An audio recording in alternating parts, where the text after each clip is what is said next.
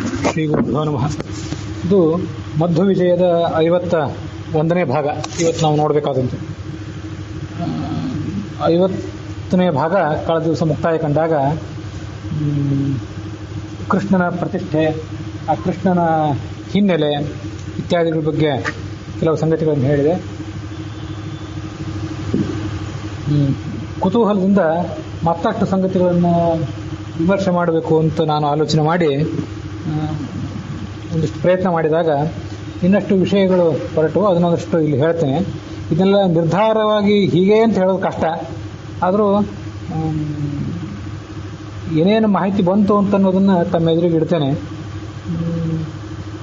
ಅದನ್ನು ತಾವು ಯಥೋಚಿತವಾಗಿ ಎಲ್ಲರೂ ಸ್ವೀಕಾರ ಮಾಡಬಹುದು. ದ್ವಾರಕಾ ನಗರದಿಂದ ಕೃಷ್ಣನ ಪ್ರತಿಮೆಯೊಂದು ಮಾತ್ರ ಬಂದಿತ್ತು ಅಂತ ಹೊಲಿಮಾರು ಮಠದ ರಘುವರಿ ತೀರ್ಥರು, ಈಗ 200-300 ವರ್ಷದ ಹಿಂದೆ ಇದ್ದಂಥವರು, ಪ್ರಮೇಯ ನವಮಾಲಿಕಕ್ಕೆ ವ್ಯಾಖ್ಯಾನ ಬರೆದವರು, ಅವರ ವ್ಯಾಖ್ಯಾನದಿಂದ ತಿಳಿದು ಬರೆದ ಸಂಗತಿ ಅಂತ ಒಂದು ಹೇಳಿದೆ. ಮತ್ತು ಈ ಎಲ್ಲ ಕಡೆ ಪ್ರಚಲಿತ ಇದ್ದಿದ್ದು 2 ಗೋಪಿಚಂದ್ರನ ಗಡ್ಡೆಗಳು ಬಂದಿದ್ದು ಅಂಥೇಳಿ ಅದು ಒಂದು ಕಥೆ ಇದೆ.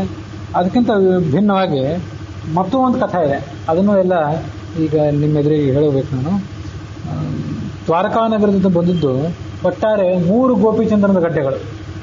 ಆ 3 ಗೋಪಿಚಂದ್ರನದ ಗಡ್ಡೆಗಳು ಆಚಾರ್ಯರಿಗೆ ಸಿಕ್ಕವು.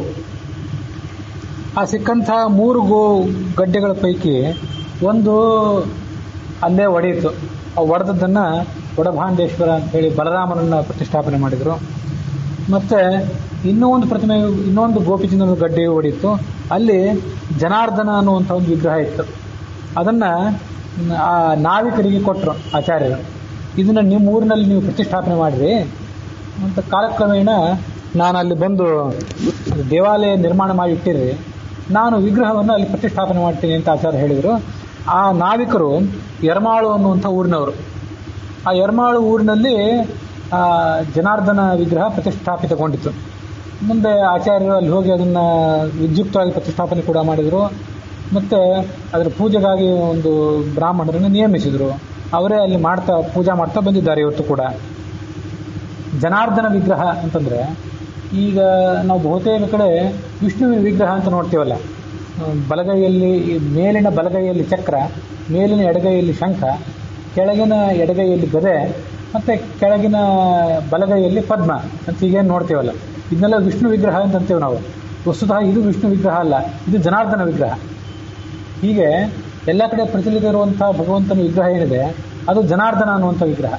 ವಿಷ್ಣು ಆಗಬೇಕಾದ್ರೆ ಆ ಶಂಖಚಕ್ರಗಳ ಒಂದು ಸಂಯೋಜನೆ ಏನಿದೆ ಅದು ಇನ್ನೂ ಕೂಡ ವಿಭಿನ್ನವಾಗಿರಬೇಕು, ಈ 24 ಮೂರ್ತಿಗಳಿಗೆ ಅನುಸಾರವಾಗಿ. ಹೀಗೆ ಆ ಜನಾರ್ದನ ಅನ್ನುವಂಥ ಒಂದು ವಿಗ್ರಹನೂ ಕೂಡ ಅಲ್ಲಿ ದೊರಕಿತ್ತು. ಅದು ಯರ್ಮಾಳು ಅನ್ನುವಂಥ ಊರಿನಲ್ಲಿ ಪ್ರತಿಷ್ಠಾಪಿತಗೊಂಡಿತ್ತು. ಆ ಯರ್ಮಾಳು ಅನ್ನೋ ಊರು ವಿದ್ಯಾಮಾನ್ಯ ತೀರ್ಥರ ಪೂರ್ವಾಶ್ರಮದ ಊರು. ಹಾಗಾಗಿ ಅಲ್ಲಿ ಜನಾರ್ದನ ವಿಗ್ರಹವನ್ನು ಆಚಾರ್ಯರು ಪ್ರತಿಷ್ಠಾಪನೆ ಮಾಡಿದರು ಅನ್ನೋದನ್ನು ವಿದ್ಯಾಮಾನ್ಯ ತೀರ್ಥರು ತಮ್ಮ ಶಿಷ್ಯರಾದಂಥವ್ರಿಗೆಲ್ಲರಿಗೂ ಕೂಡ ಹೇಳ್ತಾ ಇದ್ರು ಅಂತ ಅವರಿಗೆ ಬಹಳ ಆಪ್ತರಾದವರು, ಅವ್ರ ಹತ್ರ ಪಾಠ ಕಲಿತವರು, ಹೀಗೆಲ್ಲ ಆ ಒಂದು ಕಥೆಯನ್ನು ಹೇಳ್ತಾರೆ. ಅಂತೂ 3 ಗಡ್ಡೆಗಳಿದ್ದವು ಅಂತ ಕೆಲವರು ಅಂತಾರೆ, 2 ಗಡ್ಡೆಗಳಿದ್ದವು ಅಂತ ಇನ್ನು ಕೆಲವರು ಅಂತಾರೆ, ಒಂದೇ ಗಡ್ಡೆ ಇತ್ತು ಅಂತ ಇನ್ನು ಕೆಲವರು ಅಂತಾರೆ. ಅಲ್ಲಿದ್ದದ್ದು ಸ್ಕಂದನ ಪ್ರತಿಮಾ, ಈಗಲೂ ಅಲ್ಲಿ ಪೂಜೆ ಆಗೋದು ಸ್ಕಂದನ ಪ್ರತಿಮಾ ಅಂತ ಗೋವಿಂದಾಚಾರ್ಯ ಹೇಳ್ತಾರೆ. ಮತ್ತು ಅಲ್ಲಿ ಸುತ್ತಮುತ್ತಲಿದ್ದಂಥವ್ರು ಕೆಲವರು ಕೂಡ ಅದನ್ನೇ ಹೇಳ್ತಾರೆ. ಇಲ್ಲ, ಅಲ್ಲಿರುವಂಥದ್ದು ಬಲರಾಮನ ವಿಗ್ರಹವೇ, ಅದ್ರ ಬಗ್ಗೆ ಸಂಶಯ ಬೇಡ, ಬಲರಾಮನನ್ನೇ ಆಚಾರ್ಯರು ಪ್ರತಿಷ್ಠಾಪನೆ ಮಾಡಿದ್ರು ಅಂತ ಇನ್ನು ಕೆಲವರು ಅಭಿಪ್ರಾಯ ಪಡ್ತಾರೆ. ಹೀಗೆ ಸ್ಪಷ್ಟವಾಗಿ ತೀರ್ಮಾನ ಆಗೋದು ಕಷ್ಟ. ಆದರೂ ಬಹುತೇಕ ಜನರೆಲ್ಲ ಒಪ್ಪುವಂತೆ ಮತ್ತು ಅಲ್ಲಿ ಹೋದಾಗ ನಮಸ್ಕಾರ ಮಾಡುವಂತೆ ಅದು ಬಲರಾಮನ ವಿಗ್ರಹವೇ. ನಾನು ಕೂಡ ಅಲ್ಲಿ ಹೋಗಿದ್ದೀನಿ, ಆದರೆ ವಿಗ್ರಹ ಹೇಗಿದೆ, ವಿಗ್ರಹ ಯಾವ ಕೈಯಲ್ಲಿ ಏನಿದೆ ಅಂತ ಅನ್ನೋದೆಲ್ಲ ನನಗೆ ಇವತ್ತು ಸ್ಮರಣದಲ್ಲಿಲ್ಲ. ಬಹಳ ವರ್ಷ ಆಯ್ತು ಹೋಗಿ, ನನಗೆ ಅವು ಯಾವ ಈಗ ನೆನಪಿನಲ್ಲಿಲ್ಲ. ಇಲ್ಲಿ ಅಂತೂ ಈಗ ಹಾಗಾದ್ರೆ ನಾವು ಮುಂದೆ ಹೋದಾಗ ಏನಂತ ಅದನ್ನು ನಮಸ್ಕಾರ ಮಾಡಬೇಕು, ಯಾವಾಗಾದರೂ ಬಲರಾಮ ಅಂತ ಅದಕ್ಕೆ ನಮಸ್ಕಾರ ಮಾಡಬೇಕು, ಸ್ಕಂದ ಅಂತ ನಮಸ್ಕಾರ ಮಾಡಬೇಕು, ಹೀಗೆಲ್ಲ ನಮಗೆ ಸ್ವಲ್ಪ ಗೊಂದಲ ಆಗೋದು ಸಹಜ. ಆದರೆ ನಾವು ಭಗವಂತನ ಸನ್ನಿಧಾನ ಅಂಥೇಳಿ ಒಂದು ನಮಸ್ಕಾರ ಮಾಡಿ ನಾವು ಕೃತಕೃತರಾಗಬೇಕು, ಇಷ್ಟು ಮಾತ್ರ ನಮಗೆ ಸಿಗೋದೀಗ. ಮತ್ತು ಅದು ವಡ ಪಾಂಡೇಶ್ವರನೋ ಅದನ್ನು ಕೂಡ ಈಗ ನಿರ್ಧಾರ ಮಾಡೋದು ಕಷ್ಟ. ಕೆಲವರು ಅದನ್ನು ಒಡಭಾಂಡೇಶ್ವರ ಅಂತಾರೆ, ಕೆಲವರು ಒಡಪಾಂಡೇಶ್ವರ ಅಂತಾರೆ. ಅಲ್ಲಿ ನಿನ್ನೆ ಹೇಳಿದ್ನಲ್ಲ ನಾನು, ಓಡು ಅಂತಂದರೆ ಅದು ದೋಣಿ ತುಳು ಭಾಷೆಯಲ್ಲಿ. ಹಾಗಾಗಿ ಆ ಓಡಿನಲ್ಲಿ ಬಂದಂಥ ಒಂದು ಭಾಂಡ ಅಂದರೆ ಗೋಪಿಚಂದ್ರನ ದೊಡ್ಡ ಮುದ್ದೆ ಅಥವಾ ಗೋಪಿಚಂದ್ರನ ದೊಡ್ಡ ಗಡ್ಡೆ, ಅದರಲ್ಲಿ ಸಿಕ್ಕಂಥ ದೇವತೆ ಅನ್ನೋ ಅರ್ಥದಲ್ಲಿ ಒಡಭಾಂಡೇಶ್ವರ ಅಂತ ಕೆಲವರು ಹೇಳ್ತಾರೆ. ಇನ್ನೂ ಬೇರೆ ಬೇರೆ ಅಭಿಪ್ರಾಯಗಳಂತೆ ಗೋವಿಂದಾಚಾರ್ಯರಲ್ಲಿ ಹೇಳುವಂತೆ ಅದು ಭಾಂಡ ಅಲ್ಲ, ಪಾಂಡ, ಒಡಪಾಂಡೇಶ್ವರ. ಪಾಂಡ್ಯ ಅಂತಂದರೆ, ಪಾಂಡಿ ಅಂತಂದರೆ ತಮಿಳು ಮತ್ತು ತುಳು ಭಾಷೆಗಳಲ್ಲಿ ದೋಣಿ ಅಂತ ಅರ್ಥ ಅಂತ ಈಗ ಕೇಳ್ತೀನಿ ನಾನು. ಯಾಕಂದರೆ ತಮಿಳು ಭಾಷೆಯಲ್ಲಿ ಅದಕ್ಕೆ ವಸ್ತುತಃ ಏನಂತಾರೆ ಅಂತ ನಾನು ಪ್ರಯತ್ನ ಪಟ್ಟರೂ ಕೂಡ ನನಗೆ ಸರಿಯಾದ ಮಾಹಿತಿ ಸಿಗಲಿಲ್ಲ. ಇವತ್ತು ತಮಿಳು ಭಾಷೆಯಲ್ಲಿ ಪಾಂಡಿ ಅನ್ನೋ ಶಬ್ದಕ್ಕೆ ದೋಣಿ, ಹಡಗು ಅಂತ ಏನು ಅರ್ಥ ಇಲ್ಲ. ಹಿಂದೆ ಇತ್ತೇನೋ ನಮ್ಗೆ ಗೊತ್ತಿಲ್ಲ, ಈಗಂತೂ ಇಲ್ಲ ಅಂತ ಕೆಲವರು ಹೇಳಿಬಿಟ್ರು. ಅಂತೂ ಆಯಿತು, ಪ್ರಾಚೀನ ಕಾಲದಲ್ಲಿ ಏನಾದರೂ ಹಾಗಿತ್ತೋ ಏನೋ. ಈಗ ಅದನ್ನು ಹೀಗೆ ಅಂತ ನಿರ್ಧಾರ ಮಾಡೋದನ್ನು ನಮಗೂ ಕೂಡ ಕಷ್ಟನೇ. ಗೋವಿಂದಾಚಾರ್ಯ ಮಾತ್ರ ಅದನ್ನು ಒಡಪಾಂಡೇಶ್ವರ ಅಂತ ಅಂತಾರೆ.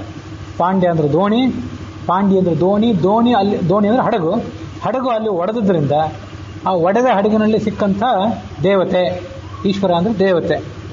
ಆ ರೀತಿಯಲ್ಲಿ ಒಡಪಾಂಡೇಶ್ವರ ಕೆಲವರ ಪ್ರಕಾರ, ಇನ್ನು ಕೆಲವರ ಪ್ರಕಾರ ಒಡಭಾಂಡೇಶ್ವರ. ಹೀಗೆಲ್ಲ ಇದೆ. ಅದನ್ನು ಈಗಾಗಲೇ ಹೇಳಿದಂತೆ ಎಲ್ಲ ಮಾಹಿತಿಗಳನ್ನು ಹೇಳಿದೆ. ಇವತ್ತು ನಮಗೆ ಲಭ್ಯ ಇರುವಂಥ ಆಧಾರಗಳ ಮೂಲಕ ಇದನ್ನೆಲ್ಲ ಸ್ಪಷ್ಟವಾಗಿ ಹೀಗೆ ಅಂತ ನಿರ್ಧಾರ ಮಾಡೋದು ಕಷ್ಟ. ಇಲ್ಲಿ ಏನೇನು ಸಿಕ್ಕಿದೆ ಅದನ್ನೆಲ್ಲ ಹೇಳಿದೆ.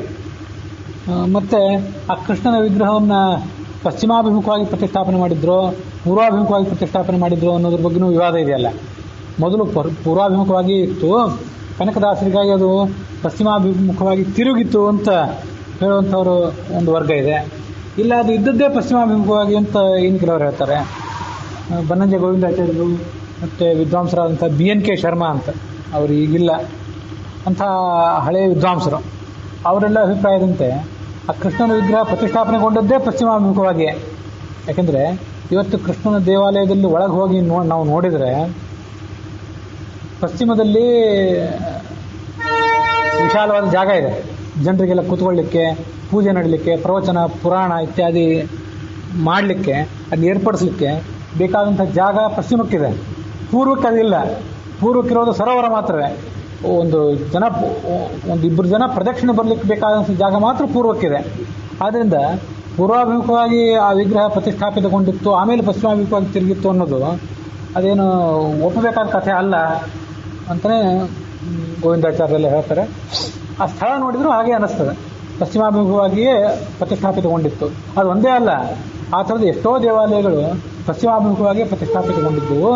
ನಮ್ಮ ಮನೆಗಳಲ್ಲಿಯೂ ಕೂಡ ಪಶ್ಚಿಮಾಭಿಮುಖವಾಗಿ ದೇವರನ್ನಿಟ್ಟು ನಾವು ಪೂರ್ವಾಭಿಮುಖವಾಗಿ ಕೂತ್ಕೊಂಡು ಆರಾಧನೆ ಮಾಡಿದರೂ ಅದು ಶ್ರೇಷ್ಠವೇ. ಇಲ್ಲದೇ ಇದ್ದರೆ ದೇವರು ಒಂದು ವೇಳೆ ಪೂರ್ವಾಭಿಮುಖವಾಗಿದ್ದರೆ ನಾವು ಉತ್ತರಾಭಿಮುಖವಾಗಿ ಕೂತ್ಕೊಳ್ಬೇಕಾಗ್ತದೆ, ಅದು ತಪ್ಪಲ್ಲ. ಆದರೂ ಪಶ್ಚಿಮಾಭಿಮುಖವಾಗಿ ದೇವರನ್ನು ಪ್ರತಿಷ್ಠಾಪನೆ ಮಾಡಿದಂಥ ಸನ್ನಿಧಾನಗಳು ಭಾಳಷ್ಟು ಕಡೆ ಕಂಡು ಬರ್ತವೆ ಅಂತ ಒಂದು ಅಭಿಪ್ರಾಯ ಹೇಳ್ತಾರೆ. ಹೀಗೆ ಆ ಕೃಷ್ಣನ ವಿಗ್ರಹಕ್ಕೆ ಸಂಬಂಧಪಟ್ಟಂತೆ ಏನೇನು ಮಾಹಿತಿಗಳಿತ್ತೋ ಅದನ್ನೆಲ್ಲ ಹೇಳಿದೆ. ಪೂರ್ಣವಾಗಿ ಹೀಗೆ ಅಂತ ನಿರ್ಧಾರ ಮಾಡೋದು ಕಷ್ಟ. ಮಾಹಿತಿಗಳು ಏನೇನು ಬಂದಿದೆ ಅನ್ನೋದನ್ನು ಹೇಳಿದೆ. ನಿನ್ನೆ ಕೂಡ ಅದನ್ನು ಹೇಳಿದ್ನಲ್ಲ, ಆಚಾರ್ಯರು ಅಲ್ಲಿ ಧ್ಯಾನಕ್ಕಾಗಿ ಕೂತ್ಕೊಂಡಿದ್ದರು ಸಮುದ್ರ ತೀರದಲ್ಲಿ. ದೋಣಿ ಒಂದು ಮುಳುಗುವಾಗ ತಮ್ಮ ಕಾವಿ ಶಾಟಿಯನ್ನು ಬೀಸಿ ದೋಣಿ ಮುಳುಗೋದನ್ನು ತಪ್ಪಿಸಿದರು ಅಂತ ಒಂದು ಕಥೆ ಇದೆ. ತಪ್ಪಿಸಿದ್ದೇನಲ್ಲ, ದೋಣಿ ಅಲ್ಲಿ ಹಡಗಲ್ಲಿ ಮುಳುಗೇ ಹೋಯಿತು. ಮುಳುಗಿ ಹೋದ ಹಡಗನ್ನು ಆಚಾರ್ಯರು ತಿಳ್ಕೊಂಡಿದ್ರು. ಆ ಸಮುದ್ರ ತಳದಲ್ಲಿದ್ದಂಥ ವಿಗ್ರಹವನ್ನು ಅವರು ಹೊರಗೆ ತರಿಸಿದರು ಅನ್ನುವ ಕಥೆ ರಘುವರಿ ತೀರ್ಥರು ಹೇಳೋದು. ಅದು ಹೆಚ್ಚು ವಿಶ್ವಾಸಾರ್ಹವಾಗಿ ನನಗೆ ಕಾಣಿಸ್ತದೆ. ಆದರೆ ಇವು ಯಾವುದೇ ಖಚಿತವಾದ ಆಧಾರಗಳು, ದೃಢವಾದ ಆಧಾರಗಳು ಸಿಗೋದಿಲ್ಲ. ಆದ್ದರಿಂದ ಕೇವಲ ನಂಬಿಕೆಯ ವಿಷಯ ಅಷ್ಟೇ. ಇದೆಲ್ಲ ಹಾಗಿರಲಿ, ಕೃಷ್ಣನ ವಿಗ್ರಹವನ್ನೇ ಇದು ಕೃಷ್ಣನ ವಿಗ್ರಹ ಅಲ್ಲ, ಇದು ಸ್ಕಂದನ ವಿಗ್ರಹ ಅಂತ ಒಬ್ರು ಯಾರೋ ವಿವಾದ ಎಬ್ಬಿಸಿಬಿಟ್ಟಿದ್ರು. ಆಮೇಲೆ ಬನ್ನಂಜೆ ಗೋವಿಂದಾಚಾರ್ಯ ಹಿರಿಯ ವಿದ್ವಾಂಸರು ಅದಕ್ಕೆಲ್ಲ ಸರಿಯಾಗಿ ಪ್ರತಿಕ್ರಿಯೆ ಕೊಟ್ಟು ಅಂಥ ತಪ್ಪು ತಿಳುವಳಿಕೆಯನ್ನು ನಿರಾಕರಣೆ ಮಾಡಿದ್ರು. ಹೀಗೆ ಇಂಥ ಒಂದು ವಿವಾದ ಎಲ್ಲ ಕಡೆ ಇದ್ದದ್ದೇ. ಏನೇನು ಸಂಗತಿಗಳಿವೆ ಅಂತ ಅನ್ನೋದನ್ನು ನಾನೆಲ್ಲ ಸಾಧ್ಯ ಆದಷ್ಟು ತಿಳ್ಕೊಂಡು ಹೇಳಿದ್ದೀನಿ. ಇನ್ನು ಆ ಕೃಷ್ಣ ಕೈಯಲ್ಲಿ ಒಂದು ಹಗ್ಗ ಇಟ್ಕೊಂಡಿದ್ದಾನೆ, ಮತ್ತೊಂದು ಕಡೆಗೋಲು ಇಟ್ಕೊಂಡಿದ್ದಾನೆ. ಆ ಅದಕ್ಕೆಲ್ಲ ಏನು ಅರ್ಥ? ಆಚಾರ್ಯರು ಈ ಪ್ರತಿಷ್ಠಾಪನೆ ಮಾಡಿದಂತಹ ಕೃಷ್ಣನ ವಿಗ್ರಹದ ಮಹತ್ವ, ಉಡುಪಿ ಕ್ಷೇತ್ರದ ಮಹತ್ವ, ಅದನ್ನು ತೀರ್ಥ ಪ್ರಬಂಧದಲ್ಲಿ ವಾದಿರಾಜ ಸ್ವಾಮಿಗಳು ಪಶ್ಚಿಮ ಪ್ರಬಂಧದಲ್ಲಿ ವರ್ಣನೆ ಮಾಡ್ತಾರೆ.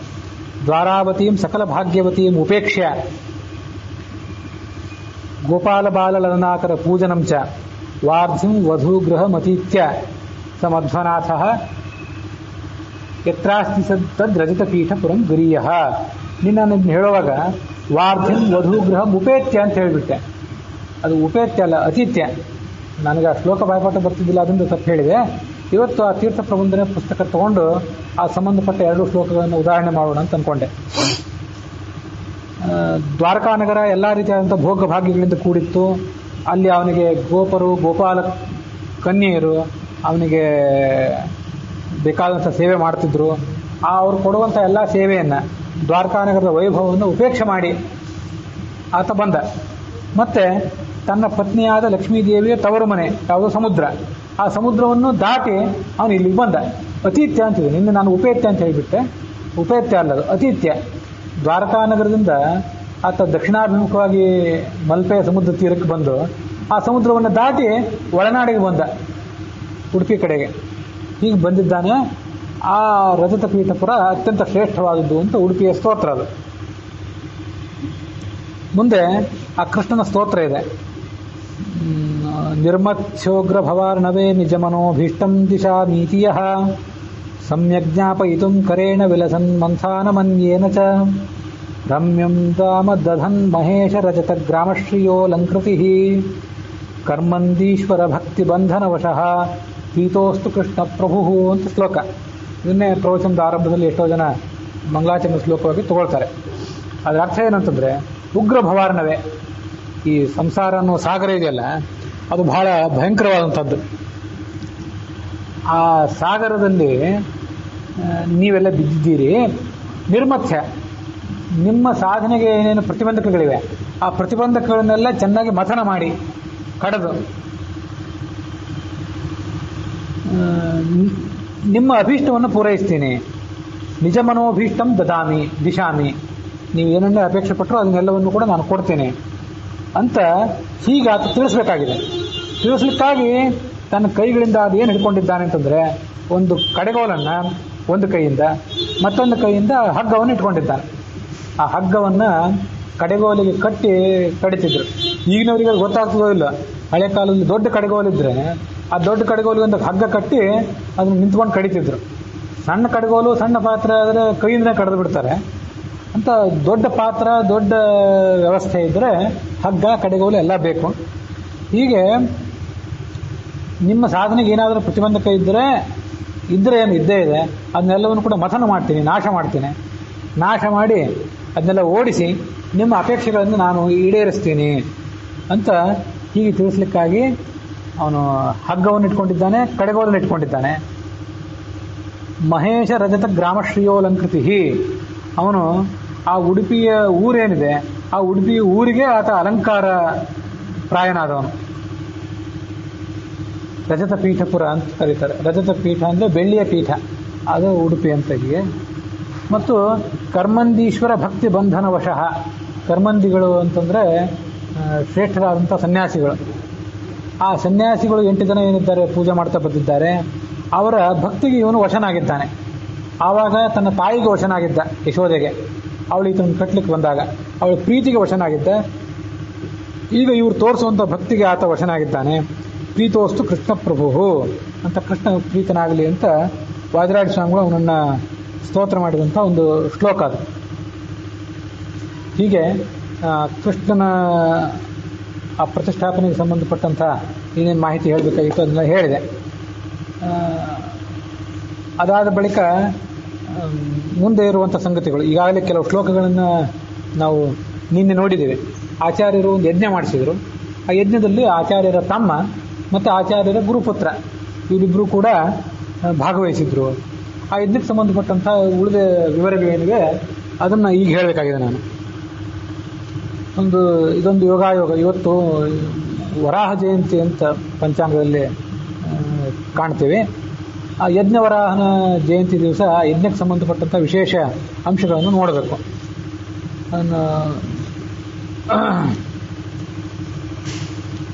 ವಿಶ್ವವೇತ್ತು ರಣಜೋತ್ರ ಹೋತೃತಾಂ ಪ್ರಾಪ್ಯ ದೈವತ ತತೀಹಿ ಅತೋಷಯತ್. ಯಜ್ಞ ನಡೆಯುವಾಗ ಹೋತ, ಅಧ್ವರ್ಯು, ಉದ್ಗಾತ, ಬ್ರಹ್ಮ ಅಂತ 4 ಜನ ಇರಬೇಕು ಅಂತ ಹೇಳಿದ್ದೆ. ಒಬ್ಬೊಬ್ಬರಿಗೆ 3 ಜನ ಸಹಾಯಕರಿರಬೇಕು. ಹೀಗೆ ಋಗ್ವೇದಕ್ಕೆ ಸಂಬಂಧಪಟ್ಟಂತೆ 4, ಯಜುರ್ವೇದ, ಸಾಮವೇದ, ಅಥರ್ವೇದ ಸಂಬಂಧಪಟ್ಟಂತೆಯೂ ಕೂಡ 4 ಜನ ಇರಬೇಕು. ಒಟ್ಟು 16 ಜನ ಇರ್ತಾರೆ. ಯಜಮಾನ ಇರ್ತಾನೆ, ಯಜಮಾನನ ಪತ್ನಿ ಇರ್ತಾರೆ. ಅದರಲ್ಲಿ ಆ ಹೋತ ಅಂತ ಮೊದಲನೇವನು ಇರ್ತಾನಲ್ಲ, ಋಗ್ವೇದಕ್ಕೆ ಸಂಬಂಧಪಟ್ಟವನು, ಆ ಹೋತೃವಿನ ಪಾತ್ರವನ್ನು ಆಚಾರ್ಯರ ತಮ್ಮ ವಹಿಸಿದ್ರು. ಮುಂದೆ ಅವರೇ ವಿಷ್ಣು ತೀರ್ಥರಾದರು. ಅವರು ಇಂಥ ಒಂದು ಆ ಯಾಗವನ್ನು ಅಲ್ಲಿ ನಡೆಸಿದರು. ಇಲ್ಲೇನು ಆಚಾರ್ಯ ಯಜ್ಞವನ್ನು ನಡೆಸಿದ್ರಲ್ಲ ತಮ್ಮ ಉಪಸ್ಥಿತಿಯಲ್ಲಿ, ಇದೊಂದು ಸೋಮಯಾಗನೆ ಅಂತ ಹೀಗೆ ಅದರ ಲಕ್ಷಣಗಳೆಲ್ಲ ನೋಡಿದವರು ಅಭಿಪ್ರಾಯ ಪಡ್ತಾರೆ. ಅಗ್ನಿಹೋತ್ರಿಗಳು ಅಂತ ಇರ್ತಾರಲ್ಲ, ಗೊತ್ತು ನಿಮಗೆ. ಆ ಅಗ್ನಿಹೋತ್ರಿಗಳು ಜೀವಮಾನದಲ್ಲಿ ಒಂದು ಬಾರಿ ಆದರೂ ಸೋಮಯಾಗ ಮಾಡಬೇಕು. ಒಂದು ಜೀವಮಾನದಲ್ಲಿ ಆದರೂ ಸೋಮಯಾಗ ಮಾಡಬೇಕು. ಅದರಲ್ಲಿ ಜ್ಯೋತಿಷ್ಠೋಮ ಇತ್ಯಾದಿ ಯಾಗಗಳಿವೆ. ಜ್ಯೋತಿಷ್ಠೋಮ ಯಾಗವನ್ನೇ ಮಾಡಬೇಕು ಬಹುತೇಕ ಅಂತ ಹೇಳ್ತಾರೆ. ಅದು ಏಕಾಹ, ಅಹೀನ, ಸಾಧ್ಯಸ್ಥ, ಸತ್ರ ಇವೆಲ್ಲ ಆ ಸೋಮಯಾಗದ ಪ್ರಭೇದಗಳು.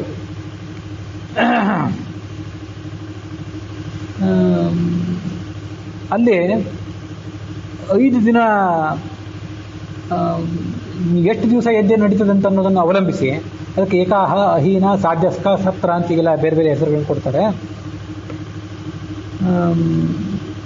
ಸಾಧ್ಯಸ್ಕ ಅಂತ ಅನ್ನೋದು ಕೇವಲ ಒಂದೇ ದಿವಸ ನಡೆಯುವಂಥ ಯಜ್ಞ. ಒಂದೇ ದಿವಸದಲ್ಲಿ ಯಜ್ಞ ಪ್ರಾರಂಭ ಆಗಿ ಪ್ರಧಾನ ಆಹುತಿಯು ಕೂಡ ಒಂದನೇ ದಿವಸ. ಇನ್ನು ಏಕಾಹ ಅಂತ ಒಂದಿದೆ, ಅದರಲ್ಲಿ ಅದನ್ನು 5 ದಿವಸ ಯಜ್ಞ ಮಾಡ್ತಾರೆ. ಹೆಸರು ಏಕಾಹ, 1 ದಿವಸದ ಯಜ್ಞ ಅಂತೇಳಿ. ಅದು 5 ದಿನ ಮಾಡ್ತಾರೆ. ಪ್ರಧಾನ ಆಹುತಿ ಮಾತ್ರ ಒಂದೇ ದಿವಸ ಇರ್ತದೆ. ಅದಕ್ಕಾಗಿ ಅದನ್ನು ಏಕಾಹ ಅಂತ ಕರೀತಾರೆ. ಅಹೀನ ಅಂತ ಇನ್ನೊಂದು ಯಜ್ಞ ಇದೆ, ಆದರೆ ಅದು 10-11 ದಿವಸಗಳಿಗೆ ಗಟ್ಟಲೆ ನಡೆಯುವಂಥ ಯಜ್ಞ. ಅದು ಪ್ರಧಾನ ಆಹುತಿಯೇ ಅನೇಕ ದಿವಸ ನಡೀತದೆ.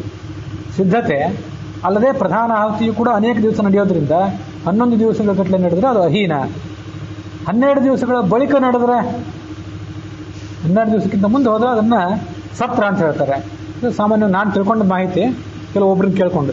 ಏನಾಗ್ತದೆ ಅಂದರೆ ವಿದ್ವಾಂಸರ ನಡುವೆ ಇವೇ ಶಬ್ದಗಳು ಬೇರೆ ಬೇರೆ ಅರ್ಥದಲ್ಲಿ ಬಳಕೆ ಇರ್ಬೋದು. ಅದನ್ನು ತೀರ್ಮಾನ ಆಗೋದು ಕಷ್ಟ. ಈ ಸೋಮಯಾಗ ಮಾಡಬೇಕಾದ್ರೆ, ಇವತ್ತು ನಾನು ಸೋಮಯಾಗ ಮಾಡಬೇಕು ಅಂತಂದರೆ ನನ್ನ ಹಿರಿಯರು, ನಮ್ಮ ತಂದೆ, ಅಜ್ಜ, ಮುತ್ತಜ್ಜ ಅವರು ಕೂಡ ಸೋಮಯಾಗ ಮಾಡಿರಬೇಕು. ಅವ್ರ ಮೂಲಕ ನನಗೆ ಸೋಮಯಾಗದ ಒಂದು ಅಧಿಕಾರ ಪ್ರಾಪ್ತ ಆಗಿರ್ತದೆ. ಒಂದು ಅವರು ಸೋಮಯಾಗ ಮಾಡಿಲ್ಲದೆ ಹೋದರೆ, ನಮ್ಮ ಹಿರಿಯರು ಅಥವಾ ಅವ್ರು ಯಾರು ವೇದಾಧ್ಯಯನ ಮಾಡಿಲ್ಲದೆ ಹೋದರೆ, ನಾನು ಅದನ್ನು ಹೊಸದಾಗಿ ಮಾಡಬೇಕು ಅಂತ ಪ್ರಯತ್ನ ಪಟ್ಟರೂ ಕೂಡ ನನಗೆ ಅಧಿಕಾರ ಸಿಗೋದಿಲ್ಲ. ಅದಕ್ಕಾಗಿ ಈಗಾಗಲೇ ಒಬ್ಬ ಸೋಮಯಾಜಿ ಅಂತ ಇರ್ತಾನಲ್ಲ, ಸೋಮಯಾಜಿ ಅನ್ನೋದೊಂದು ಸರ್ನೇಮ್. ಅದು ವಸ್ತುತಃ ಸೋಮಯಾಗ ಮಾಡುವವನು ಅಂತ ಅರ್ಥ ಅದಕ್ಕೆ. ಆ ಸೋಮಯಾಜಿಯ ಮೂಲಕ ಅಧಿಕಾರ ತಗೊಳ್ಬೇಕು ಅಂತ ಈಗೊಂದು ಅಭಿಪ್ರಾಯ ಇದೆ.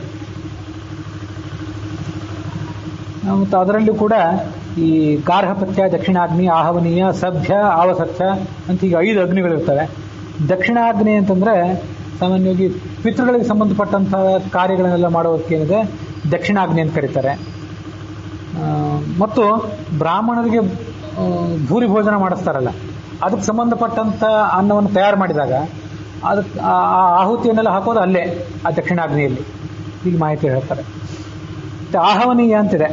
ಆಹವನೀಯ ಅಗ್ನಿ ಅನ್ನೋದು ಒಂದು ಯಜ್ಞಕುಂಡದಲ್ಲಿರ್ತದೆ. ಪ್ರಧಾನ ಆಹುತಿಯನ್ನು ಎಲ್ಲಿ ಹಾಕ್ತಿರ್ತಾರಲ್ಲ ಅದು ಆಹವನೀಯ. ಗಾರ್ಹಪತ್ಯ ಅಂತಿದೆ. ಗಾರ್ಹಪತ್ಯ ಅಂದರೆ ಗೃಹಪತಿ ಶಬ್ದ ಮೂಲ ಗೃಹಪತಿ. ಗೃಹಪತಿಗೆ ಸಂಬಂಧಪಟ್ಟದ್ದೇ ಗಾರ್ಹಪತ್ಯ. ನಿತ್ಯ ಮನೆಯಲ್ಲಿ ಅಗ್ನಿ ಸಂರಕ್ಷಣೆ ಮಾಡ್ಕೊಂಡು ಬಂದಿರ್ತೀವಲ್ಲ, ಯಾವತ್ತೂ ಕಾಯ್ಕೊಂಡು ಬಂದಿರ್ತೀವಲ್ಲ, ಅದಕ್ಕೆ ಗಾರ್ಹಪತ್ಯ ಅಗ್ನಿ ಅಂತ ಕರೀತಾರೆ. ಎಂದೂ ಆರದಂತೆ ಅಗ್ನಿಯನ್ನು ಕಾಯ್ಕೊಟ್ಟು ಬಂದಿರ್ತಾರೆ. ಅದರಲ್ಲಿ ಆಕಳ ಸಗಣಿ ಏನಿರುತ್ತೆ ಅದರಿಂದ ಬೆರಣಿ ತಯಾರು ಮಾಡಿ ಆ ಬೆರಣಿಯನ್ನು ಅಗ್ನಿಯಲ್ಲಿ ಹಾಕಿ ನಿತ್ಯ ಒಂದು ಅಗ್ನಿ ಉರಿತಾ ಇರುವಂತೆ ನೋಡ್ಕೊಳ್ತಾರೆ. ಅದು ಅಗ್ನಿ ಸಂರಕ್ಷಣೆ ಮಾಡಿದ ಅಗ್ನಿ ಏನಿದೆ ಅದು ಗಾರ್ಹಪತ್ಯಾಗ್ನಿ.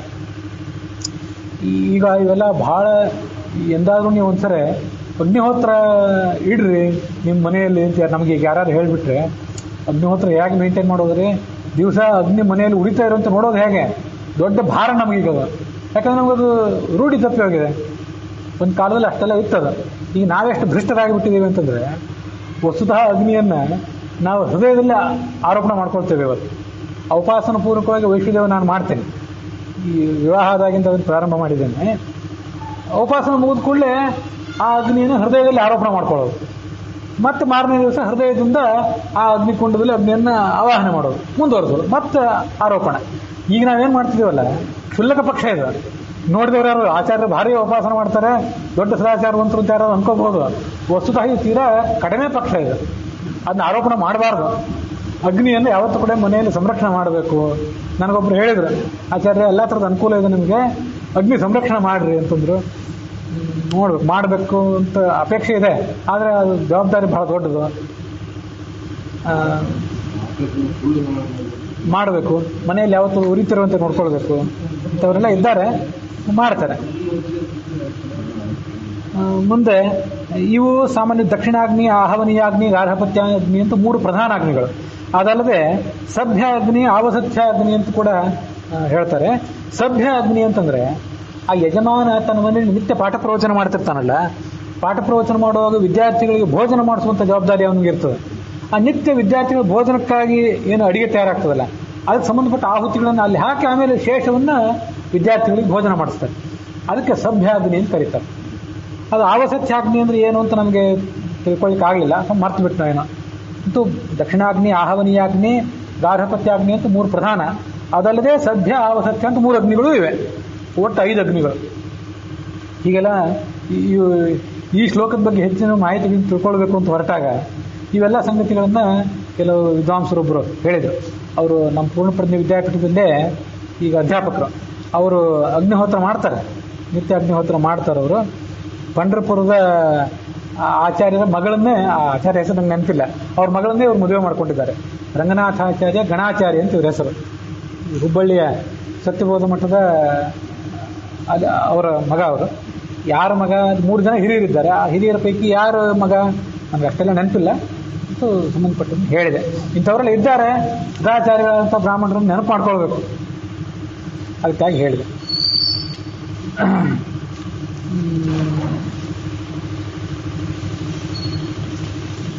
ಸೋಮಯಾಗ ಒಟ್ಟು 5 ದಿವಸ ನಡೀತಿರ್ತದಂತೆ ಸಾಮಾನ್ಯವಾಗಿ.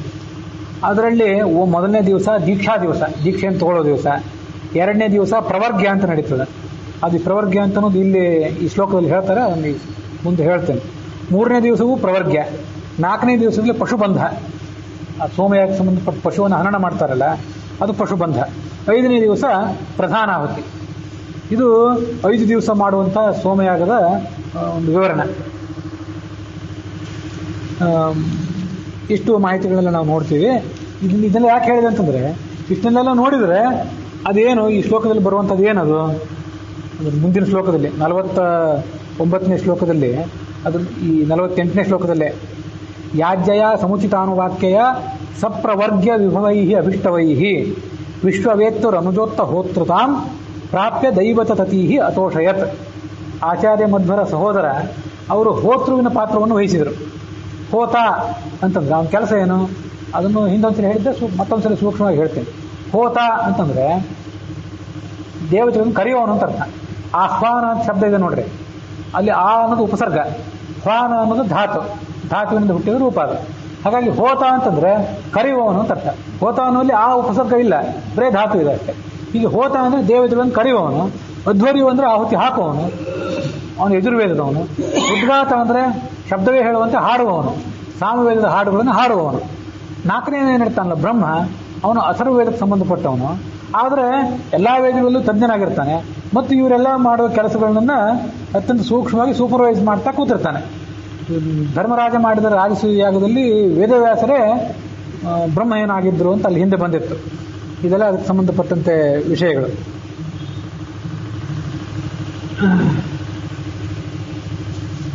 ಇದ್ರ ಬಗ್ಗೆ ಇಲ್ಲಿ ಬರುವಂಥ ಯಾಜ್ಯ, ಅನುವಾಕ್ಯ ಇವೆಲ್ಲ ಸಾಮಾನ್ಯ ಬ್ರಾಹ್ಮಣರಿಗೆ, ವಿದ್ವಾಂಸರು ಅಂತ ಕರ್ಸ್ಕೊಂಡವರಿಗೂ ಕೂಡ, ಪಂಡಿತರು ಅಲ್ಲದೇ ಇದ್ದವರಿಗೆ ಅಂತಲ್ಲ, ಪಂಡಿತರಾದವರಿಗೂ ಕೂಡ ಯಾಜ್ಯ ಅಂದ್ರೆ ಏನು, ಅನುವಾಕ್ಯ ಅಂದ್ರೆ ಏನು ಅಂತ ಗೊತ್ತೇ ಆಗೋದಿಲ್ಲ.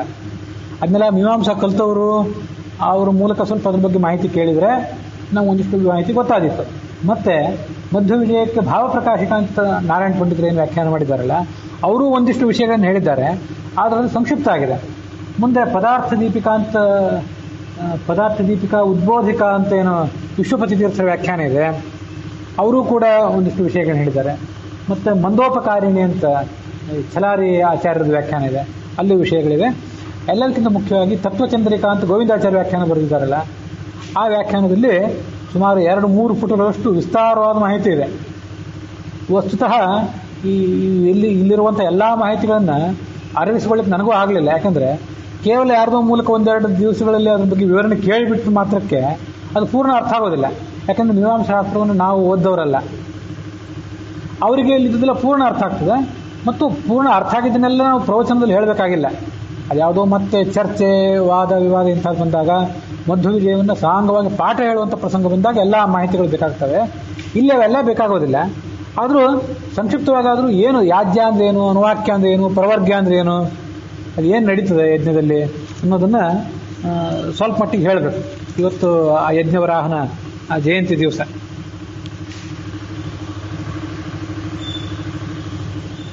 ಅಧ್ವರ್ಯು ಇರ್ತಾನಲ್ಲ, ಅಧ್ವರ್ಯವನ್ನು ಯಜುರ್ವೇದಕ್ಕೆ ಸಂಬಂಧಪಟ್ಟವನು.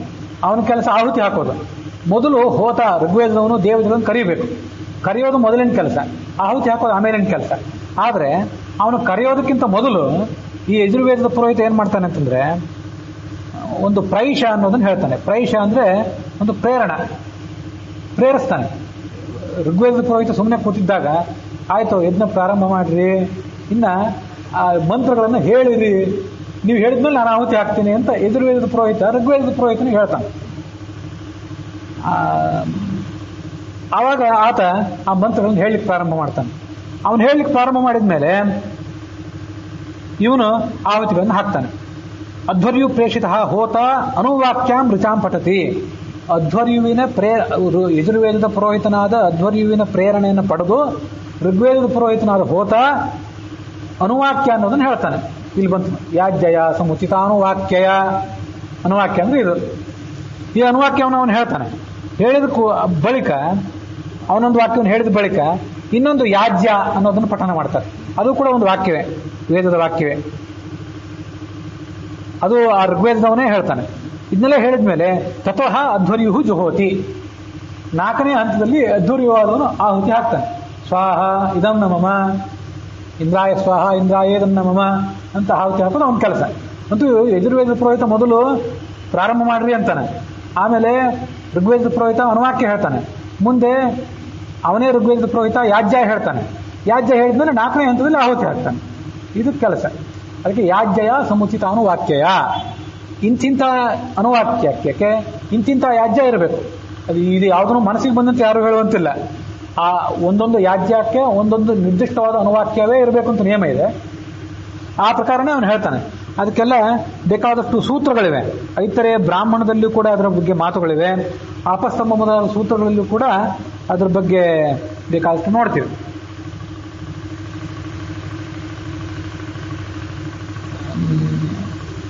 ಈ ಆತಿಥ್ಯೇಷ್ಟಿ ಅಂತ ಒಂದು ಯಜ್ಞ. ಇಷ್ಟಿ ಅಂದರೆ ಯಜ್ಞ, ಆತಿಥ್ಯೇಷ್ಟಿ ಅಂತ. ಅದಕ್ಕೆಲ್ಲ ಹೆಚ್ಚಿನ ವಿವರಣೆ ನನಗೂ ಬೇಕಾಗಿಲ್ಲ, ಯಾಕಂದ್ರೆ ನಾನು ಎಲ್ಲರೂ ಕೇಳ್ಕೊಳ್ಳಿಕ್ಕೆ ಹೋಗಲಿಲ್ಲ. ಅದು ಗೋವಿಂದಾಚಾರ್ಯ ಒಂದು ವಿವರಣೆ ಹೇಳ್ತಾರೆ. ಆತಿಥ್ಯೇಷ್ಟಿಯಲ್ಲಿ ಯಾಜ್ಯ ಮತ್ತು ಅನುವಾಕ್ಯ ಯಾವುದು ಅಂತಂದರೆ, ಇದಂ ವಿಷ್ಣುರು ವಿಚಕ್ರಮೇ ತದಸ್ಯ ಪ್ರಿಯಂ ಅಭಿಪಾಥೋ ಅಶ್ಯಾಂ. ಇವೆರಡು ಆ ವಿಷ್ಣುವಿಗೆ ಸಂಬಂಧಪಟ್ಟಂಥ 2 ಅನುವಾಕ್ಯಗಳು. ಅದಾದಮೇಲೆ ಇದಂ ವಿಷ್ಣು ಅಂತ ಈ ರೀತಿಯಾಗಿ ಹೇಳಿ ತದಸ್ಯ ಪ್ರಿಯಂ ಅಂತ 4 ಪಾದಗಳಿಂದ ಕೂಡಿದಂಥ ಯಾಜ್ಯವನ್ನು ಹೇಳ್ತಾರೆ. ಇಲ್ಲ ಸ್ವಲ್ಪ ತುಣುಕು ಹೇಳಿದೆ ಅಷ್ಟೇ, ಪೂರ್ಣ ಎಲ್ಲ ಬಹಳಷ್ಟು ವಿವರಣೆ ಏನು ಬೇಕಾಗಿಲ್ಲ. ಹೀಗೆ ಒಂದೊಂದು ಯಾಜ್ಯಕ್ಕೆ ಒಂದೊಂದು ಅನುವಾಕ್ಯ ಇದೆ. ಹೇಗೆ ಹೇಳಬೇಕು ಅಂತ ಬಲ್ಲವರು ಇರ್ತಾರೆ, ಅವರು ಆ ಥರ ಹೇಳ್ತಾ ಹೋಗ್ತಾರೆ, ಇವರು ಮುಂದಿನವರು ಆಹುತಿ ಹಾಕ್ತಾ ಹೋಗ್ತಾರೆ. ಈ ಯಾಜ್ಯ ಅಂತಿದೆಯಲ್ಲ, ಯಾಜ್ಯ ಮತ್ತು ಅನುವಾಕ್ಯ ಅಂದರೆ ಇವು ಋಗ್ವೇದದ ವಾಕ್ಯಗಳು, ಬೇರೆ ಏನಲ್ಲ. ಆ ವಾಕ್ಯ, ಆ ಯಾಜ್ಯಗಳು ಪ್ರಣವ ಅಂತ. ಪ್ರಣವ ಅಂದರೆ ಓಂಕಾರ, ಎಲ್ಲರಿಗೂ ಗೊತ್ತು. ಓಂಕಾರವನ್ನು ಕೊನೆಗೆ ಉಳ್ಳಂಥ ಯಾಜ್ಯಗಳು ಕೆಲವು. ಮತ್ತೆ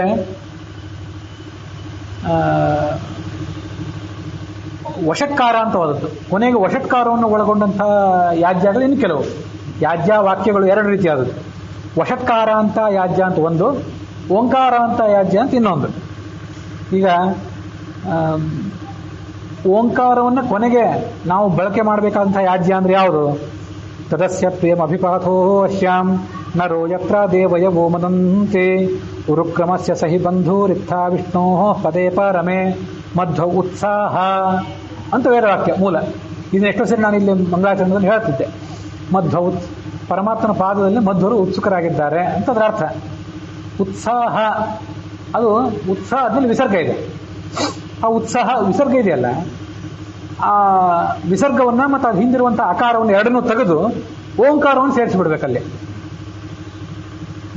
ಉರುಕ್ರಮಸ್ಯ ಸಹಿ ಬಂಧೂರಿತ್ಥ ವಿಷ್ಣೋ ಪದೇ ಪರಮೇ ಮಧ್ವ ಉತ್ಸೋಂ ಅಂದ್ಬಿಡ್ಬೇಕು. ಉತ್ಸೋಂ ಅಂತಂದ್ಬಿಟ್ರೆ ಇದು ಯಾಜ್ಯ. ಓಂಕಾರವನ್ನು ಕೊನೆಗೆ ಇಟ್ಕೊಂಡಿರುವಂಥ ಯಾಜ್ಯ ಇದು.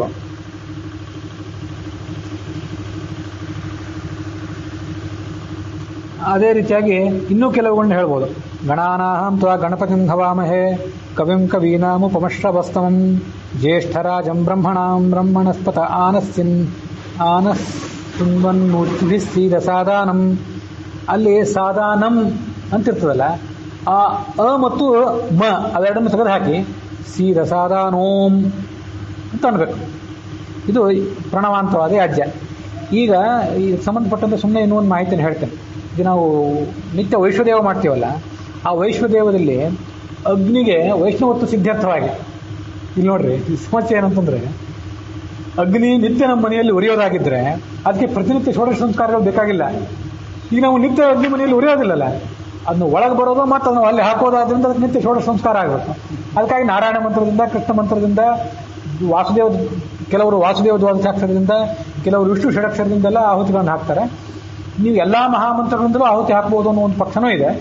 ನಮ್ಗೆ ಎಲ್ಲಕ್ಕಿಂತ ಮುಖ್ಯವಾಗಿ ಪೂರ್ಣ ಸೂಕ್ತದ 16 ಋಕ್ಕುಗಳಿಂದ ಷೋಡಶ ಸಂಸ್ಕಾರ ಸಿದ್ಧಾರ್ಥವಾಗಿ ಆಹುತಿ ಹಾಕಬೇಕು. ಕೆಲವರು ಅದು ಕಡ್ಡಾಯ ಏನಲ್ಲ ಅಂತ ಅಭಿಪ್ರಾಯ ಪಡ್ತಾರೆ. ಇನ್ನು ಕೆಲವು ಪ್ರಕಾರ ಅದು ಕಡ್ಡಾಯ. ಈಗ ಸಹಸ್ರಶೀರ್ಷ ಪುರುಷ ಸಹಸ್ರಾಕ್ಷ ಸಹಸ್ರಪಾತ್ ಸಭೂಮಿ ವಿಶ್ವತೋ ಭುತ್ವಾತ್ಯ ತಿಷ್ಠದಶಾಂಗುಲಂ ಅಂತಿದ್ರೆ, ಅಂಗುಲಂ ಅಂತಿದೆಯಲ್ಲ, ಅಲ್ಲಿ ಅ ಮತ್ತು ಮ ಇದೆ ಕೊನೆಗೆ. ಮ ಅನ್ನೋದು ಅನುಸ್ವಾರ. ಅವೆರಡನ್ನು ತೆಗೆದು ದಶಾಂಗುಲೋಂ ಸ್ವಾಹ ಪುರುಷಾಯೇದನ್ನ ಮಮ. ಪುರುಷ ಸೂಕ್ತದಿಂದ ಆಹುತಿ ಹಾಕೋದಾದ್ರಿಂದ ದಶಾಂಗುಲೋಂ ಸ್ವಾಹ ಪುರುಷಾಯೇದನ್ನ ಮಮ ಪುರುಷ ಏವೇದಂ ಸರ್ವಂ ಯದ್ಭೂತಂ ಯಚ್ಚ ಭವ್ಯಂ ಉತಾಮೃತ ತತ್ವಶೇಷಾನೋ ಇದನ್ನೇ ನಾತಿರೋಹಾತಿ ಅಂತಿದೆ. ಅದು ತಿ ಅಂತಿದ್ದದನ್ನ ಅಲ್ಲಿ ಹಿಂದೆ ಅ ಮತ್ತು ವಿಸರ್ಗ, ಅ ಮತ್ತು ಅನುಸ್ವಾರದಿಂದ 2 ಉದಾಹರಣೆ ತೋರಿಸಿದೆ. ಇಲ್ಲಿ ಅದೇನಿಲ್ಲ, ಬರೀ ಈ ಇದೆ. ಆ ಈ ತೆಗೆದು ಬಿಡೋದು. ರೋಹಾತ್ ಓಂ ಸ್ವಾಹ ಪುರುಷಾಯೇದನ್ನ ಮಮ. ಕೊನೆಯದು ಮಂತ್ರ ಅಂದ್ರೆ ಯಜ್ಞೇನ ಯಜ್ಞಮಯಗಂತ ದೇವಾಸ್ತಾನಿ ಧರ್ಮಾಣಿ ಪ್ರಥಮಾನ್ಯಾಸನ್ ತೇಹನಾಕಂ ಮಹಿಮಾನ ಸಕಂತ ಯತ್ರ ಪೂರ್ವೇ ಸಾಧ್ಯ ಸಂತಿ ದೇವಾಹ ಅಂತಿರ್ತದಲ್ಲ. ದೇವಾಹ ಆ ಮತ್ತು ವಿಸರ್ಗ ಇದೆ. ಅವೆರಡನ್ನು ತೆಗೆದು ಹಾಕಿ ದೇವೋಂ ಸ್ವಾಹ ಪುರುಷಾಯೇದನ್ನ ಮಮ ಹೀಗೆ ಆಹುತಿ ಹಾಕೋದು. ಈ ವೈಷ್ಣದೇವ ಮಾಡ್ಲಿಕ್ಕೆ ಶುರು ಮಾಡಿ ಬಹಳ ವರ್ಷ ಆಯಿತು.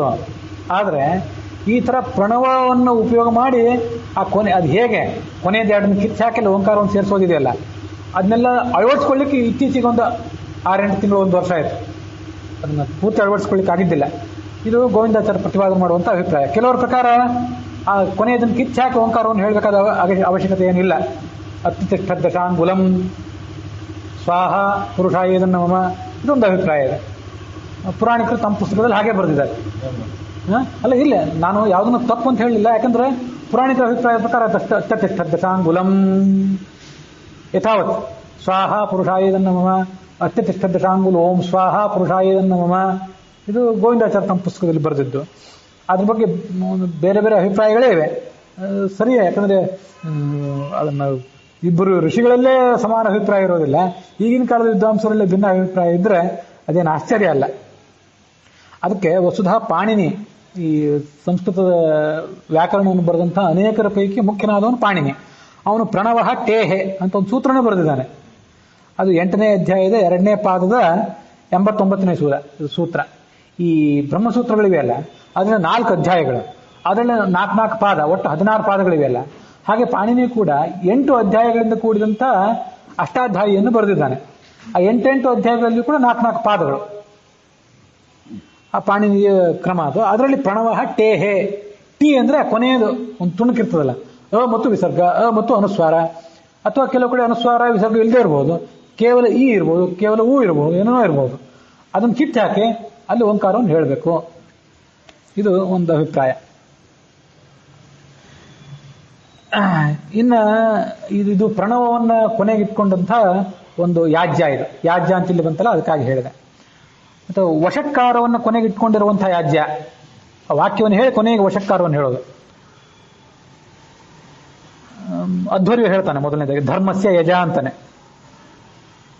ಆವಾಗ ಆ ಹೋತ ಏನ್ ಮಾಡ್ತಾನೆ, ತಪ್ತೋವಾಂ ಧರ್ಮೋ ನಕ್ಷತಿ ಸ್ವಹೋತ ಉಭಾಪಿಬತಂ ಅಶ್ವಿನ, ಇವೆಲ್ಲ ಋಗ್ವೇದದ ಮಾತುಗಳು ಅಂತ ಎರಡು ಮಾತುಗಳನ್ನು ಹೇಳಿ ಔಷಟ್ ಅಂತಾನೆ ಕೊನೆಗೆ. ಇಷ್ಟೇ ಋಗ್ವೇದ ವಾಕ್ಯಗಳನ್ನು ಹೇಳಿ ಕೊನೆಗೆ ಔಷಟ್ ಅಂತಾನೆ. ಸ್ವಯಂ ವಷಟ್ಕಾರ, ವಷಟ್ಕಾರವನ್ನು ಕೊನೆಗೆ ಇಟ್ಕೊಂಡಿರುವಂತಹ ಯಾಜ್ಯ ಅಂದ್ರೆ ಇದು. ಇಲ್ಲಿ ಅಲ್ಲ, ಸ್ವಾಹ ಆಮೇಲೆ ಬರ್ಬೋದು. ಅಲ್ಲಿ ಅದಕ್ಕಿಂತ ಮೊದಲು ಓಂಕಾರವನ್ನು ಹೇಳಬೇಕು, ವಷಟ್ಕಾರವನ್ನು ಹೇಳಬೇಕು ಅಂದ್ರೆ ಎರಡೂ ಪ್ರಭೇದಗಳಿವೆ. ಸ್ವಾಹಾಕಾರ ಮುಂದಿಂದು ಮತ್ತಿಂದು.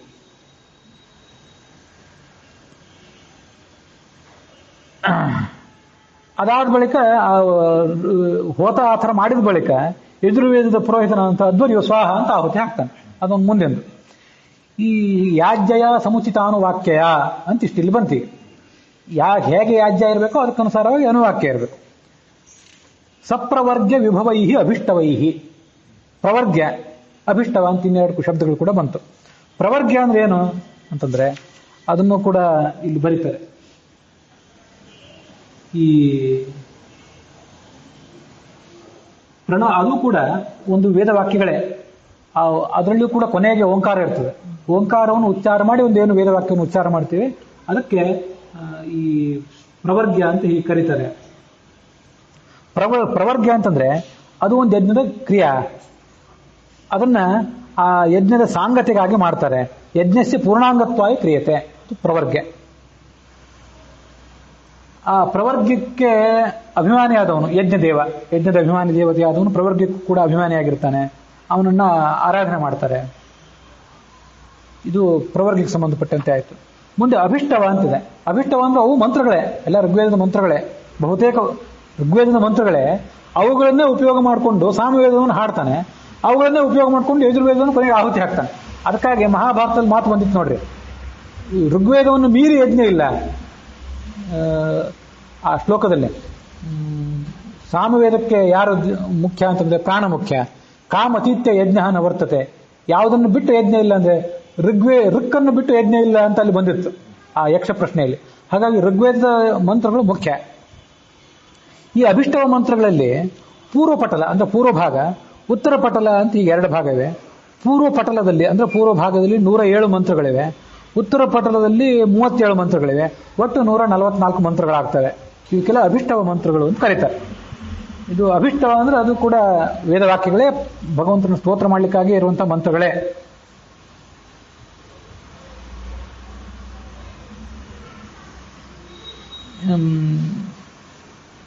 ಹೀಗೆ ಆ ಅಭಿಷ್ಟವಗಳು, ಪ್ರವರ್ಗ್ಯಗಳು, ಯಾಜ್ಯ, ಅನುವಾಕ್ಯ ಇದನ್ನೆಲ್ಲ ಅತ್ಯಂತ ತಜ್ಞರಾದವರು ಅಲ್ಲಿ ಕೂತ್ಕೊಂಡು ಆಯಾ ರೀತಿಯಾಗಿ ಹೋತ್ರಗಳಾದವರು ದೇವತೆಗಳನ್ನು ಕರಿತಾ ಇದ್ರು. ಮತ್ತೆ ಅಧ್ವರ್ಯಗಳಾದವರು ಅದಕ್ಕೆ ತಕ್ಕಂತೆ ಆಹುತಿ ಹಾಕ್ತಾ ಇದ್ರು. ಆಚಾರ್ಯ ತಮ್ಮನಾದಂಥ ಮುಂದೆ ವಿಷ್ಣು ತೀರ್ಥರಾದಂಥವರು ಅಲ್ಲಿ ಹೋತ್ರಗಳಾಗಿದ್ರು. ಹೋತ್ರಗಳಾಗಿದ್ದು ದೇವತೆಗಳನ್ನು ಕರೆದ್ರು. ಅವನು ಮುಂದೆ ಆ ಆಚಾರ್ಯರ ಗುರುಪುತ್ರ ಇದ್ರಲ್ಲ ವಾಸುದೇವ, ಅವರು ಬಹುಶಃ ಅಧ್ವರ್ಯುವಿನ ಪಾತ್ರವನ್ನು ವಹಿಸಿದ್ರು. ಅವರು ಅಧ್ವರ್ಯುವಿನ ಪಾತ್ರವನ್ನು ವಹಿಸಿದ್ರು ಅಂತ ಇಲ್ಲಿ ಸ್ಪಷ್ಟವಾಗಿ ಬರಲಿಲ್ಲ. ಆದರೆ ಗುರುಪುತ್ರನ ಮೂಲಕ ಯಜ್ಞ ಮಾಡಿಸಿದ್ರು ಅಂತ ಬಂದಿದ್ದರಿಂದ ಆಹುತಿ ಅವ್ರು ಹಾಕ್ತಾ ಇದ್ರು ಅಂತ ಇಷ್ಟು ಅಲ್ಲಿ ಕಂಡು ಬರ್ತದೆ. ಹೀಗೆ ಒಂದು ಅದ್ಭುತವಾದಂತಹ ಯಜ್ಞ ಅದು. ಆಚಾರ್ಯರು ಸ್ವಯಂ ನಿಂತು ತಾನು ಮಾಡಿಸಿದಂತಹ ಒಂದು ಯಜ್ಞ. ವಿಶ್ವವೇತ್ತು ರಣಜೋಕ್ತ ಹೋತೃತಾಂ ಪ್ರಾಪ್ಯ ದೈವತ ತತೀಹಿ ಅತೋಷಯತ್.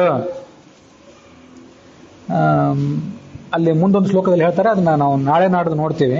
ಆದ್ರೂ ಸುಮ್ಮನೆ ಈಗ ಅದನ್ನ ಪೂರ್ವಭಾವಿಯಾಗಿ ಒಂದು ಬಾರಿ ಹೇಳ್ತೇನೆ. ಯೋ ಪರೋಕ್ಷ ವಪುಷಾಪ್ಯಪೇಕ್ಷಿತ ಕೋತ್ರ ವರ್ಣಯತಿ ತಮ್ಮ ಮಹಾಕೃತಂ. ಮುಖ್ಯ ಪ್ರಾಣ ಆತ ಎಲ್ಲಾ ಸೋಮಯಾಗದ ಆಹುತಿಗಳಿಗೆ ಮುಖ್ಯ ಅಧಿಕಾರಿ. ಅದು ಮುಂದೆ ಬರೋದಿದೆ, ನಾಳೆ ಮತ್ತೆ ಅದನ್ನು ವಿವರಣೆ ಮಾಡ್ತೀನಿ. ಅಂಥ ಮುಖ್ಯ ಪ್ರಾಣ ಇಲ್ಲಿ ಸ್ವಯಂ ನಿಂತ್ಕೊಂಡು, ಮಧ್ಯ ರೂಪದಲ್ಲಿ ನಿಂತ್ಕೊಂಡು ಹೇಗೆ ಯಜ್ಞವನ್ನು ಮಾಡಬೇಕು, ಅಂತರ್ಯಾಮಿ ಅನುಸಂಧಾನ ಹೇಗಿರಬೇಕು, ದೇವತಾ ತಾರತಮ್ಯ ಹೇಗಿರಬೇಕು ಅಂತ ಅನ್ನೋದನ್ನೆಲ್ಲ ಸ್ಪಷ್ಟವಾಗಿ ಅವ್ರ ಕಡೆಯಿಂದ ಮಾಡಿಸಿ ತೋರಿಸಿದ್ರು. ಯಾಕೆಂದ್ರೆ ಅಲ್ಲಿ ತನಕ ಅಷ್ಟು ಸ್ಪಷ್ಟವಾದಂತಹ ತಾರತಮ್ಯ ಕಲ್ಪನೆ, ಅದಕ್ಕೆ ಅನುಸಾರವಾಗಿ ಪೂಜೆ ಯಜ್ಞ ಇವೆಲ್ಲ ಇರಲಿಲ್ಲ ಹಿಂದಿನ ವೇದಾಂತಗಳಲ್ಲಿ. ಶಾಂಕರ ರಾಮಾನುಜ ವೇದಾಂತಗಳೆಲ್ಲ ಅವೆಲ್ಲ ಇರಲಿಲ್ಲ. ಅದನ್ನು ಆಚಾರ್ಯರು ತಮ್ಮ ಸರ್ವಮೂಲಗಳಲ್ಲಿ ಪ್ರತಿಪಾದನೆ ಮಾಡಿದರು. ಆ ಪ್ರಕಾರ ಯಜ್ಞವನ್ನು ಕೂಡ ಮಾಡಿಸಿದರು. ಹೋತ್ರ ವರ್ಣ ಯತಿ ತಮ್ಮ ಮಹಾಕೃತಂ, ಅಂತಹ ದೊಡ್ಡ ಯಜ್ಞವನ್ನ, ಆ ಯಜ್ಞದ ವೈಭವವನ್ನು ಏನಂತ ವರ್ಣನೆ ಮಾಡೋದು ಅಂತಾರೆ ನಾರಾಯಣ ಪಂಡಿತರು. ಇನ್ನು ಮುಂದಿನ ಶ್ಲೋಕ ಅಲ್ಲ, ಅದರ ಮುಂದಿನ ಶ್ಲೋಕದಲ್ಲಿ. ಹೀಗೆ ಇಲ್ಲಿಗೆ 48ನೇ ಶ್ಲೋಕ ಮುಕ್ತಾಯ ಕಂಡಿದೆ. ಒಂದೇ ಶ್ಲೋಕ ಮುಕ್ತಾಯ ಕಂಡಿದೆ. ಆದರೆ ಆ ಯಜ್ಞಕ್ಕೆ ಸಂಬಂಧಪಟ್ಟಂತೆ ಏನೇನು ಸಾಧ್ಯ ಆದಷ್ಟು ನಮಗೆ ತಿಳ್ಕೊಳ್ಳಿಕ್ಕೆ ಸಾಧ್ಯ ಆಗಿತ್ತು. ಒಂದು ಪ್ರವಚನಕ್ಕೆ ಇಷ್ಟು ಸಾಕು. ವಸ್ತುತಃ ಮಧ್ವವಿಜಯ ಪ್ರವಚನ ಮಾಡಬೇಕು ಅಂತ ಕೂತವರು ಸಮಯದ ಕೊರತೆಯಿಂದ ಇಷ್ಟನ್ನು ಕೂಡ ಹೇಳೋದಿಲ್ಲ. ಆದರೆ ನಾವು ವಿಸ್ತಾರವಾಗಿ ಕೇಳಬೇಕು ಅಂತ ಕೂತ್ಕೊಂಡಿದ್ದರಿಂದ ವಿಸ್ತಾರವಾಗಿ ಹೇಳಿದ್ದೇನೆ. ಇನ್ನೂ ವಿದ್ಯಾರ್ಥಿಗಳಾಗಿ ಆ ಮಧ್ವವಿಜಯವನ್ನು ಇನ್ನೂ ಆಳವಾಗಿ ಅಭ್ಯಾಸ ಮಾಡುವವರಿಗೆ ಹೆಚ್ಚಿನ ಮಾಹಿತಿಗಳು ಬೇಕಾಗ್ತವೆ. ಅಂಥವರು ಇನ್ನೂ ಹೆಚ್ಚಿನ ಮಾಹಿತಿಗಳನ್ನು ಅಧ್ಯಯನ ಮಾಡಿದರೆ ಮತ್ತು ಅದಕ್ಕೆ ಸಂಬಂಧಪಟ್ಟ ವಿಷಯಗಳು ತಿಳ್ಕೊಂಡ್ರೆ ಅದು ಮತ್ತಷ್ಟು ಸೂಕ್ತ ಆಗ್ತದೆ. ಹೀಗೆ ಇವತ್ತಿನ ಈ ಭಾಗ ಏನಿದೆ ಅದು ಆ ಮುಖ್ಯ ಪ್ರಾಣ ಆತ 3 ಬಾರಿ ಸೋಮಪಾನ ಮಾಡಿದ ಅಂತ ಮುಂದೆ ಬರ್ತದೆ. ಸೋಮಪಾನ ಮಾಡಲಿಕ್ಕೆ ಮುಖ್ಯಾಧಿಕಾರಿ ಯಾರು ಅಂತ ಪ್ರಶ್ನೆ ಬಂದಾಗ ಯಾರು ಎಲ್ಲರನ್ನೂ ಸೋಲಿಸ್ತಾನೋ ಅವನೇ ಮುಖ್ಯಾಧಿಕಾರಿಗಳು ಅಂತ ದೇವತೆಗಳು ತೀರ್ಮಾನ ಮಾಡಿದ್ರಂತೆ. ಮುಖ್ಯ ಪ್ರಾಣ 3 ಬಾರಿ ಎಲ್ಲರನ್ನು ಸೋಲಿಸಿ ತಾನು ಸೋಮಪಾನಕ್ಕೆ ಮುಖ್ಯಾಧಿಕಾರಿ ಅಂತ ಸೂಚನೆ ಮಾಡಿದಂತೆ. ಅದು ವಾಯುನ ತ್ರಿರಪಿ ಪೂರ್ವಪಾಯಿನ ಅಂತ ಮುಂದಿನ ಶ್ಲೋಕ ಅಲ್ಲ, ಅದರ ಮುಂದಿನ ಶ್ಲೋಕದಲ್ಲಿ ಬರ್ತದೆ. ಅಂತಹ ಮುಖ್ಯ ಪ್ರಾಣನ ಅಂತರ್ಯಾಮದ ಭಗವಂತನಿಗೆ ಅರ್ಪಿತ ಆಗಬೇಕು. ಅದಕ್ಕಿಂತ ಮುಖ್ಯವಾಗಿ ಇವತ್ತು ಗೌರಿ ತೃತೀಯ ಇವತ್ತು. ಆ ಗೌರಿ ಏನಿದ್ದಾಳಲ್ಲ ವೇದಕ್ಕೆ ಅಭಿಮಾನ್ಯ. ಸರಿ, ನಾವು ಎಲ್ಲಿ ವಿಚಾರ ಮಾಡ್ತೇವೆ?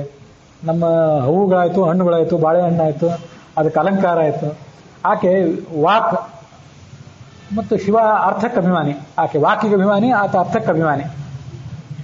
ವೇದಾಭಿಮಾನಿನಿ ಆದಂತಹ ವಾಕಿಗೆ ಅಭಿಮಾನಿ ಆದಂಥ ಆ ಗೌರಿ, ಅವಳ ಅಂತರ್ಯಾಮಿಯಾಗಿರ್ತಕ್ಕಂಥ ಆ ಮುಖ್ಯ ಪ್ರಾಣ, ಅವನ ಅಂತರ್ಯಾಮಿಯಾಗಿರ್ತಕ್ಕಂಥ ಭೂವರಾಹ ಅಥವಾ ಯಜ್ಞವರಾಹ, ಅವನ ಆ ಜಯಂತಿ ಏನಿದೆ ಅದು ಈ ರೀತಿಯಾಗಿ ನಾವು ಯಜ್ಞದ ಮಹತ್ವವನ್ನು ತಿಳ್ಕೊಂಡು ಆಚರಣೆ ಮಾಡಿದರೆ ಹೆಚ್ಚು ಸಾರ್ಥಕ. ಅವನಿಗೆ ಇದು ಅರ್ಪಿತ ಆಗಲಿ ಎನ್ನುವಲ್ಲಿಗೆ ಇವತ್ತಿನ ಈ ಭಾಗ ಸಮಾಪ್ತಿಯನ್ನು ಕಂಡಿದೆ.